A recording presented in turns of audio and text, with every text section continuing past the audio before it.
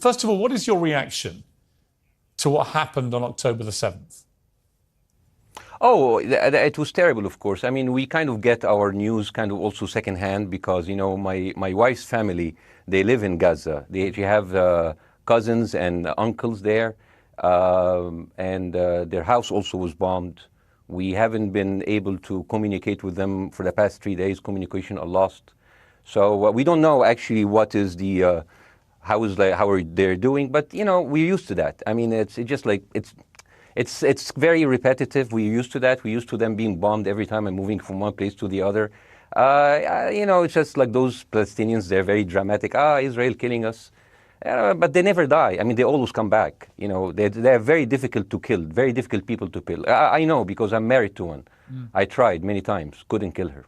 So if you look to this graph, for example, this is the death of Israeli and Palestinians, and it's changing from 1 year to year. It's like fluctuating like crypto. So my question is today, what is the going rate today for human lives? I mean, 2014 was a great year for Ben Shapiro. 88 Israelis were died, and there was 2,329 Palestinians killed on the other side. That is one Israeli for 27 Palestinians. That is a very good exchange rate. What I'm saying is, what is the exchange rate for today? You guys will be happy. That's my question. Well, it's not me. It's not me, guys. I'm not on either side. No, not you. Like when I say you guys, I say like the people on the other side of that. I know that you don't think like that, Piers. You're one of the good guys. But let me tell you something. I mean, the reason that I'm using this is that, I mean, I can't remember what happened in 2014, and there was no music festival, but there must be something. I mean, they must do something. It is their fault. It has to be something. I mean, 2018, 300 Palestinians died. Who's counting, you know? So the thing is, what my question is, let's find what is the exchange rate for human life today so we know, expect the future death of Palestinians and we'll be happy to it. If you were Israel, what would you... If I was Israel. If you were Israel and that had happened to you, what would you think would be the appropriate way for the country to respond? I would do exactly like Israel did, kill as many people as possible since the world is letting me do it. I mean, I can do it because I can, you know. But the thing is, you know what, I agree with you. And you know what, I'm going to be even ahead of you because I see the question coming. Do you condemn Hamas for the atrocity? Yes, I condemn Hamas. I condemn Hamas. Hamas is the source of all evil. They're a reason for everything. And you know what, let's for a minute imagine a world without Hamas. Right. What will this word look like? Let's give this word a name, and let's name this word the West Bank. Hamas has absolutely no control in the West Bank, and since the beginning of this year, only through August, 37 Palestinian kids were killed. No music festival, no paragliding, no Hamas. Since the occupation of the West Bank, 7,000 Palestinians were killed. No music festival, no paragliding, no Hamas. I can go on and on and on and on. No, but you don't need to. And the thing is, it is not like something new. I mean, I look at history and I see, I'm sorry to say, and I'm sorry to say this, but Westerners has always dealt like this with indigenous people. You first treated them like savages, you know, Native American, First Nation, Aboriginal. They're savages. Kill all the savages. And then when they're almost extinct, you start feeling sorry for them, you know, like animals.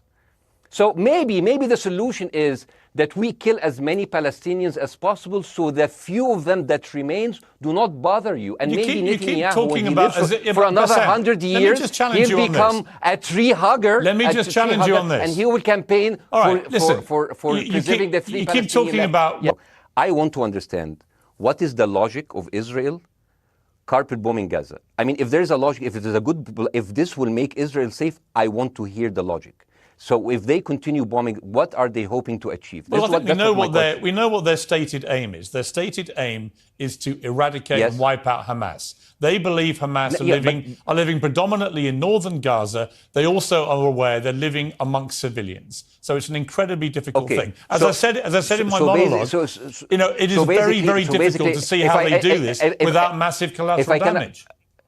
So if I can understand this correctly, basically Israel is doing this to pressure the Palestinian community in Gaza to turn against Hamas. Is that right? I'm sure that's part of it, yes. That's part of it. So this is exactly what terrorist organizations do, because terrorist organizations will have no chance beating a whole nation in battle. So they terrorize and they kill the civilians in order to spread fear and terror so they can turn against their government to change their policy or to resign. You have just compared Israel with ISIS. No, I haven't. I don't see any comparison between It's Israel going to be and the ISIS. headlines tomorrow. Piers Morgan, no, Israel is ISIS. Only amongst people. You know what? I'm going to do something that nobody done on your television. You know what I'm going to do on your episode? I'm going to pretend that I'm an Israeli citizen. I'm going to put myself in the place of an Israeli settler in the kibbutz. And I want to speak to my Prime Minister, Benjamin Netanyahu. Mr. Benjamin Netanyahu, I have voted for you because you have promised us peace and prosperity and security. On the 7th of October, those son of bitches Hamas, they went into the fence that is regularly heavily guarded. Usually if there's like a dove that comes close to it, it will be shot. Those people went in and they went for 6 hours before IDF forces was deployed, killing our friends, our families, kidnapping our grandmothers and babies, and went in.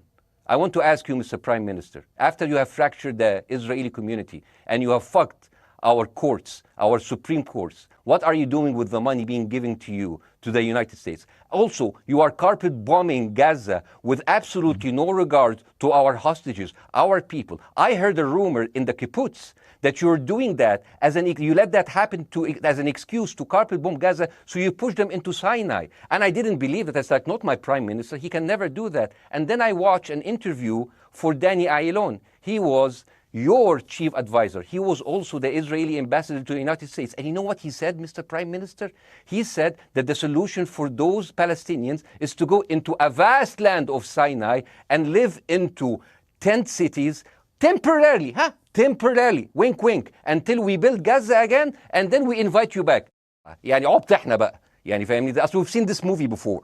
So يعني, and when I saw this, I couldn't explain to my fellows in the kibbutz, how come our Israeli government is trading human lives for another piece of land? So as an Israeli citizen, I need to hold my Israeli government accountable. The thing is, this is the problem. Israel always victimizes itself, and I have never seen a victim putting their oppressor under siege and bombing them 24/7. Israel wants you to believe that they are the victim. Dealing with Israel is so difficult. It's like being in a relationship with a narcissistic psychopath. He fucks you up, and then he makes you think it's your fault. All right, you Bassem, look at Israel as Superman, but they're really Homelander. Wallahi, they are shooting Bassem, fish in a barrel, and they are annoyed with the splashes. The question is, how can you justify the killing in the West Bank where Hamas does not exist? And if the disproportionate response during over all of these years have actually worked, what will be new this time that did not happen before? I just want to. That was my question. Okay, that Bassem, was my question. I'm gonna. Okay. So now, if I ask the question, can I say something on my side? Well, a little bit personal? Bassem, with respect, a little bit personal. Bassem, with respect, I gave you half the show to have your side. Jeremy's had a lot less time. I'm going to have to. You want move me on. to leave? Bassem, I'm going to have to let you go because we've been on air with you for 40 minutes. Okay. Now. Bye bye. Right? But listen, bye bye. I would like to talk to you again, and thank you for joining the program. I appreciate it. Oh, by the way, my wife's family is all right, and they sent us a house. It's bombed. It's beautiful. It's going to be a good like Halloween theme. So I'm very sorry for what your family are going through in Gaza, and I mean that very sincerely. By the way, I don't know. I don't know I don't know him. By the way, I haven't actually met them. They didn't even come to my wedding. They couldn't because they are stuck in Gaza. Okay. And she never saw them because Gaza is not a destination. Bassem, as I say, we hear their voices. And it's they die. It's fine. It's fine. Bassem, I wish your family all the very best. Thank you for joining me. I appreciate it. I don't. Thank you.